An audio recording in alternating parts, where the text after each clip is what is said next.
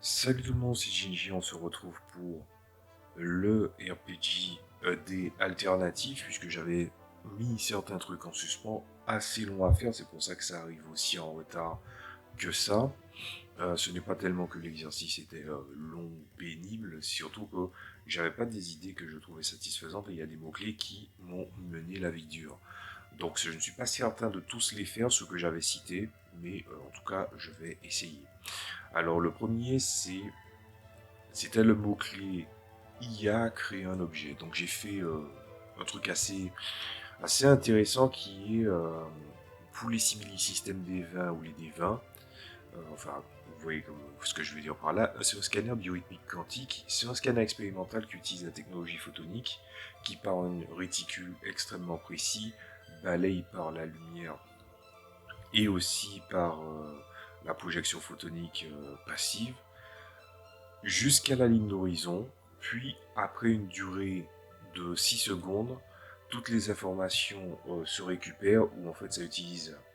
les photons comme projection et la lumière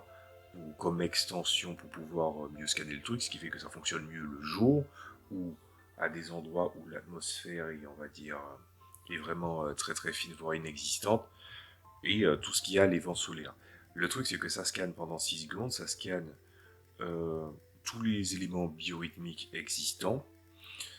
avec évidemment une énorme masse de données, surtout qui est sous l'avant-bras. Donc vous vous doutez bien que vu le nombre d'informations que ça peut scanner, et surtout ça scanne plus ou moins en cône, hein, c'est un champ de vision, donc ça scanne énormément de choses, ce qui fait que il balaye les informations pendant 6 secondes, et par les mouvements, les fibres musculaires sollicitées et bien d'autres choses aussi, par exemple tout ce qui est le scan cérébral et autres éléments biorythmiques, les informations reviennent et par un système quantique, il permet d'anticiper possiblement. Donc forcément, plus on est loin et plus ça finit par revenir pour donner le compte rendu, plus l'individu qui n'est pas au-dessus d'une IA va devoir faire des choix pour savoir quelle est l'information qu'il a besoin de chercher. C'est un objet qui a été créé et qui est expérimental, qui est beaucoup trop précis pour ce qu'il est. Probablement qu'une machine pourrait mieux l'exploiter. Et du coup, grâce à un mélange de perception et d'intelligence, donc ça va permettre de parcourir les informations. Là où ça va changer, je pense, c'est que j'ai fait le truc pour le simili-système des vins, mais dans les simili-systèmes des vins, il y a évidemment deux jeux qui ont la même compte de temps et l'autre qui a un compte de temps différent, c'est-à-dire Mutant Masterminds et 220, ou tous les systèmes 5e édition 3.5 de Jouer Dragon, on va dire classique. Bah, comme c'est 6 secondes, il fait l'action, ça scanne pendant 6 secondes, donc ça ramène, ce qui veut dire que ça empile sur un round, c'est plus un truc d'exploration que tu vas aller utiliser en combat, même si en combat ça devrait avoir son utilité,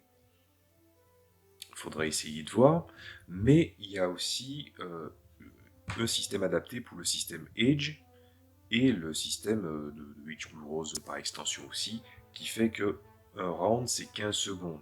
Là, en sachant que tu as l'action, puis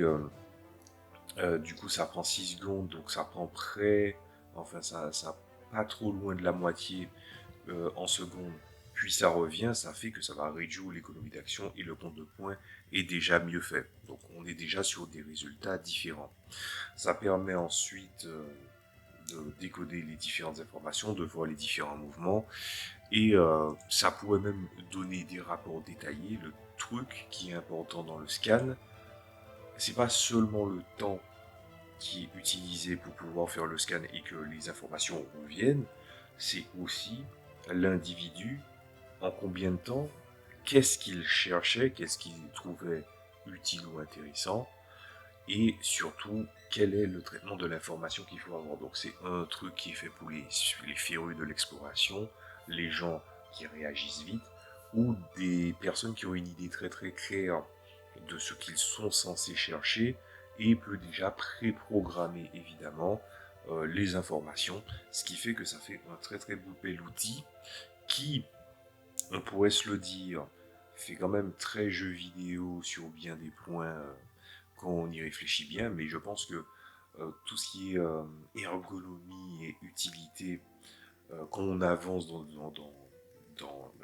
dans les genres fictifs, puisque je ne traite pas que de la fantaisie, surtout